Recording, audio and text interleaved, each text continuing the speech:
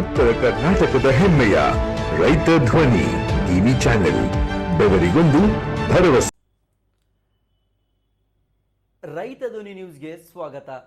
ಹಾನಗಲ್ ತಾಲೂಕಿನ ಬ್ಯಾತನಳ ಗ್ರಾಮದ ಪಕ್ಕದಲ್ಲಿರುವ ಜಾಕ್ವೆಲ್ ಪಂಪ್ ಹೌಸ್ನಲ್ಲಿ ಇಂದು ಬ್ಯಾಡಗಿ ಮತಕ್ಷೇತ್ರದ 22 ಹಳ್ಳಿಗಳು ಸೇರಿದಂತೆ 13,000 ಎಕರೆ ರೈತರ ಭೂಮಿಗಳಿಗೆ ಗುಡ್ಡದ ಮಲ್ಲಾಪುರ್ ಕೆರೆಗಳಿಗೆ ನೀರು ತುಂಬಿಸುವ ಯೋಜನೆಗೆ ಬಟನ್ ಒತ್ತುವ ಮೂಲಕ ಕರ್ನಾಟಕ ರಾಜ್ಯ ಅರಣ್ಯ ಅಭಿವೃದ್ಧಿ ನಿಗಮದ ಅಧ್ಯಕ್ಷ ಹಾಗೂ ಶಾಸಕ ಬಸವರಾಜ ಶಿವಣ್ಣನವರು ಚಾಲನೆ ನೀಡಿದರು.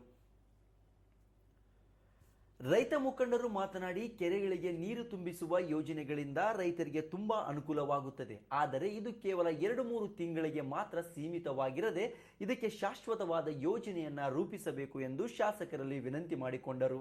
ಶಾಸಕ ಬಸವರಾಜ ಶಿವಣ್ಣನವರು ಮಾತನಾಡಿ, ಇದಕ್ಕೆ ಸಂಬಂಧಪಟ್ಟ ಸಚಿವರು ಹಾಗೂ ಅಧಿಕಾರಿಗಳ ಜೊತೆ ಚರ್ಚಿಸಿ ನಿರಂತರವಾಗಿ ನೀರು ಹರಿಸಲು ಪ್ರಯತ್ನಿಸುತ್ತೇನೆ ಎಂದು ಹೇಳಿದರು.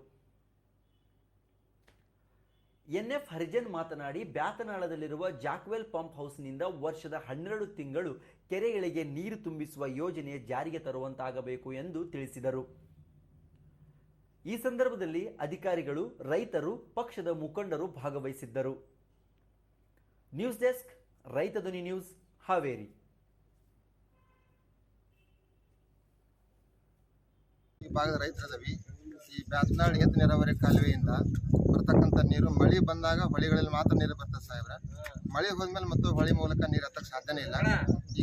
ಈ ಹೊಳಿಗೆ ಗಾಜನೂರು ಏತ ನೀರು ಗಾಜನೂರು ಡ್ಯಾಮ್ನಿಂದ ನಮ್ಮ ಸರ್ಕಾರ ಮತ್ತು ನಮ್ಮ ಘನ ಸರ್ಕಾರ ಒಂದಿಷ್ಟು ರೈತರಿಗೆ ಅನುಕೂಲ ಆಗಬೇಕಂದ್ರೆ ಒಂದು ಶಾಖಾ ನೀರಾವರಿಯಲ್ಲಿ ಹೊಳೆ ನೀರು ಕೊಟ್ಟರೆ ಆ ನೀರು ಮೂಲಕ ನಾವು 24x7 ವರ್ಷದ 12 ತಿಂಗಳಿಗೆ ನಾವು ನೀರು ಪಡ್ಕೊಂಡು ಸುಮಾರು ಇಲ್ಲಿ 100 ಹಳ್ಳಿಗಳ ರೈತರಿಗೆ ಜಮೀನಿಗೆ ನೀರು ಸಿಗ್ತದೆ.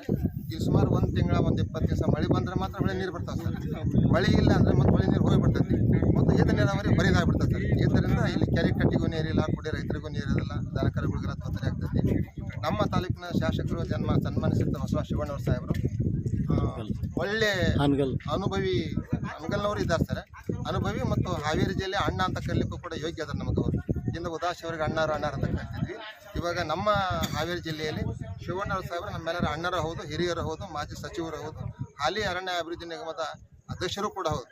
ಹಾಗಾಗಿ ಅವರಿಗೆ ನಾವೇನು ರಿಕ್ವೆಸ್ಟ್ ಮಾಡ್ಕೊಂತೇವೆ ಅಂತ ಹೇಳಿದ್ರೆ, ಈ ಭಾಗದ ಎಲ್ಲರೂ ಒಟ್ಟಾರೆಯಾಗಿ ಈ ಮಳೆ ಬಂದಾಗ ಮಾತ್ರ ಈ ನೀರನ್ನು ತೆಗೆದುಕೊಂಡು ಹೋದ್ರೆ ಮಳೆ ಬಾರದೇ ಇದ್ದ ಪಕ್ಷದಲ್ಲಿ ಮತ್ತು ಅನಾಹುತ ಆಗ್ತೈತಿ, ತೊಂದರೆ ಆಗ್ತೈತಿ. ಆ ಹಿನ್ನೆಲೆಯೊಳಗೆ ಸಮಗ್ರ 100 ಹಳ್ಳಿಗಳ ರೈತರ ಒಟ್ಟಾರೆಯಾಗಿ ರಿಕ್ವೆಸ್ಟ್ ಮಾಡೋದಿಷ್ಟೇ, ಗಾಜನೂರಿನ ಡ್ಯಾಮಿನ ಮೂಲಕ ಏನಾದರೂ ಒಂದು ಬ್ರಾಂಚ್ ನೀರಾವರಿಯನ್ನು ಕೊಟ್ಟು ಈಗ ಈ ಹೊಳಿಗೆ ಬರುವಂತೆ ಮಾಡಿಕೊಟ್ರೆ ಸಾಹೇಬರ ಅವಧಿ ಒಳಗೆ ಒಂದು ಒಳ್ಳೆ ಕೆಲಸ ಆದಂಗೆ ನಮ್ಮ ಆಶೆ ಆಗಿದೆ. ದೊಡ್ಡವರ ಹಿರಿಯರು ಅವ್ರ ಗಮನಕ್ಕೂ ತರ ಬಯಸ್ತೇವೆ. ದಯವಿಟ್ಟು ಸಹಕಾರ ಕೊಟ್ಟರೆ ಒಳ್ಳೆಯದಂತ ನಮ್ಮೆಲ್ಲರ ಅಭಿಪ್ರಾಯ. ನಮಸ್ಕಾರ. ಒಟ್ಟು ನೀರು ನಿರಂತರವಾಗಿ ಸಿಗಂಗೆ ಏನು ವ್ಯವಸ್ಥೆ ಬೇಕೋ ಅದನ್ನು ಮಾಡ್ಸೋಕ್ಕೆ ಪ್ರಯತ್ನ ಮಾಡಕತ್ತೇನೆ.